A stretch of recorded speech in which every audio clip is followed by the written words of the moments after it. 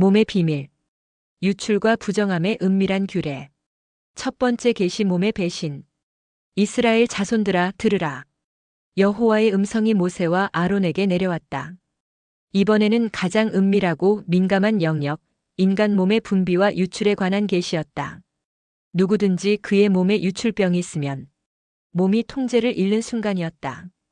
자신도 모르게 흘러나오는 것들, 막을 수도 없고 숨길 수도 없는 몸의 배신이었다. 그 유출병으로 말미암아 부정한 자다. 단순한 신체적 현상이 영적 부정함으로 연결되는 순간이었다. 몸의 경계가 무너지면 영혼의 경계도 흔들렸다. 그의 몸에서 흘러나오든지 흘러나오는 것이 막혔든지 부정하다. 흘러나와도 부정하고 막혀도 부정했다. 정상적인 흐름이 깨진 모든 상태가 부정함이었다. 두 번째 계시 전염되는 부정함.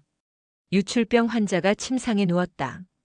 유출병 있는 자가 눕는 침상은 다 부정하고 그가 앉았던 자리도 다 부정하다. 그의 부정함이 물질에 전이되기 시작했다. 침대, 의자, 그가 접촉한 모든 것이 부정의 매개체가 되었다. 누군가가 모르고 그 침상에 손을 댔다. 그의 침상에 접촉하는 자는 그의 옷을 빨고 물로 몸을 씻을 것이며 저녁까지 부정하리라. 순식간에 부정함이 전염되었다. 한 사람의 유출병이 온 공동체에 파장을 일으키기 시작했다. 그가 앉았던 자리에 다른 사람이 앉았다. 옷을 빨고 물로 씻을 것이요 저녁까지 부정하리라. 또 다른 전염이었다. 더욱 심각한 것은 직접 접촉이었다.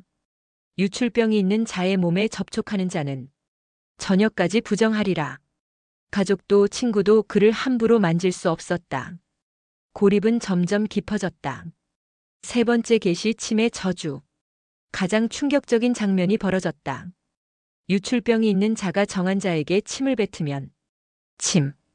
가장 개인적이고 은밀한 체액이 무기가 되었다.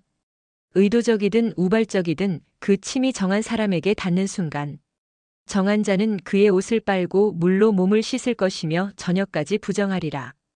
한 방울의 침이 한 사람의 하루를 망칠 수 있었다. 네 번째 계시 물건들의 운명. 유출병 환자가 탄 안장, 그가 사용한 모든 물건들이 저주받았다. 유출병이 있는 자가 탔던 안장은 다 부정하며 그의 몸 아래에 닿았던 것에 접촉한 자는 다 저녁까지 부정하며 부정함의 연쇄 반응이 계속되었다. 물건에서 사람으로, 사람에서 또 다른 물건으로. 더욱 무서운 것은 씻지 않은 손의 접촉이었다. 유출병이 있는 자가 물로 그의 손을 씻지 아니하고 아무든지 만지면 위생의 중요성이 강조되었다. 씻지 않은 손 한 번의 접촉이 또 다른 사람을 부정하게 만들 수 있었다. 질그릇은 부서뜨려야 했고 나무 그릇은 물로 씻어야 했다. 물질의 성질에 따라 정화 방법이 달랐다. 다섯 번째 계시 치유와 정결의 긴 여정. 유출병이 있는 자는 그의 유출이 깨끗해지거든 드디어 치유의 순간이 왔다. 하지만 바로 정결해지는 것은 아니었다. 그가 정결하게 되기 위하여 이래를 센 후에 일주일의 관찰 기간이 필요했다. 완전한 치유를 확인하는 신중한 과정이었다. 옷을 빨고 흐르는 물에 그의 몸을 씻을 것이라 그러면 그가 정하리라. 고인 물이 아닌 흐르는 물. 생수만이 진정한 정결을 가져올 수 있었다. 여덟째 날에 산비둘기 2마리나 집비둘기 새끼 2마리를 제사를 통한 최종 정결이 필요했다. 한 마리는 속죄제로 다른 한 마리는 번제로 드려져야 했다. 여섯 번째 계시 남성의 일시적 부정함. 이제 더욱 민감한 영역이 다뤄졌다. 설정한 자는 전신을 물로 씻을 것이며 저녁까지 부정하리라. 자연스러운 생리 현상도 일시적 부정함을 가져왔다. 하지만 이것은 병적 상태가 아니었다. 정수가 묻은 모든 옷과 가죽은 물에 빨 것이며 저녁까지 부정하리라. 남녀가 동침하여 설정하였거든 둘 다 물로 몸을 씻을 것이며 저녁까지 부정하리라. 부부관계도 일시적 부정함을 가져왔다. 하지만 이것은 죄가 아니라 정결 의식이 필요한 자연스러운 행위였다. 일곱 번째 계시 여성의 월경과 부정함. 어떤 여인이 유출을 하되 그의 몸에 그의 유출이 피이면 여성의 생리에 대한 규례가 선포되었다. 이것은 가장 자연스러운 현상이었지만 동시에 부정함을 가져오는 것이었다. 이래 동안 불결하니 그를 만지는 자마다 저녁까지 부정할 것이다. 일주일 동안 그녀는 격리되어야 했다. 가족들도 함부로 접촉할 수 없었다. 그가 불결할 동안에는 그가 누웠던 자리도 다 부정하며 그가 앉았던 자리도 다 부정하다. 남성의 유출병과 마찬가지로 전염성 부정함이었다. 그의 침상을 만지는 자는 다 그의 옷을 빨고 물로 몸을 씻을 것이요 저녁까지 부정할 것이다. 한 여성의 생리가 온 가정에 미치는 영향은 엄청났다. 8번째 계시 비정상적 출혈의 공포. 더욱 심각한 경우가 있었다. 만일 여인의 피의 유출이 그의 불결기가 아닌데도 여러 날이 간다든지 그 유출이 그의 불결기를 지나도 계속되면 비정상적 출혈이었다.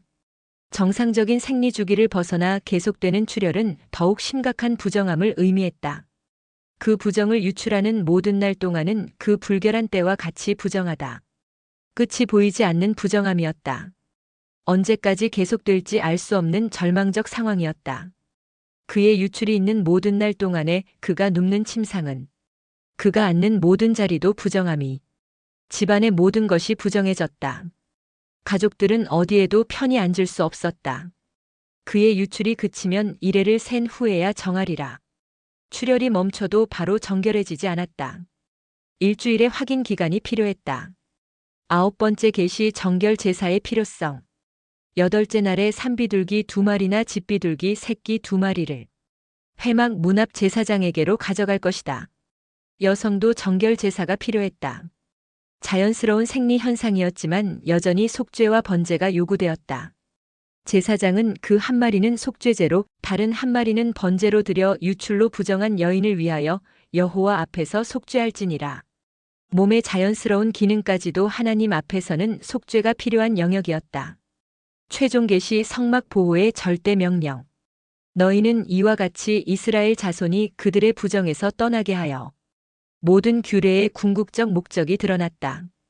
그들 가운데에 있는 내 성막을 그들이 더럽히고 그들이 부정한 중에서 죽지 않도록 할지니라.